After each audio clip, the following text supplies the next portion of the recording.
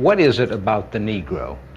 I mean, every other group that came as an immigrant somehow, not easily, but somehow got around it. Is it just the fact that Negroes are black? White America must see that no other ethnic group has been a slave on American soil. That is one thing that other immigrant groups haven't had to face.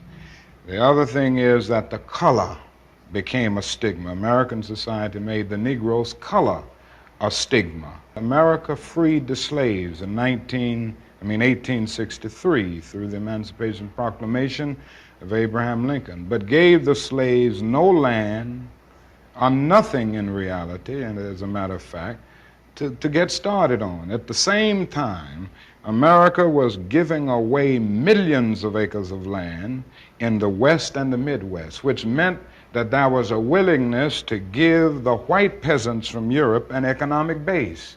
And yet it refused to give its black peasants from Africa, who came here involuntarily in chains and had worked free for 244 years, any kind of economic base. And so emancipation for the Negro was really freedom to hunger. It was freedom to the winds and rains of heaven. It was freedom without food to eat or land to cultivate, and therefore it was freedom and famine at the same time.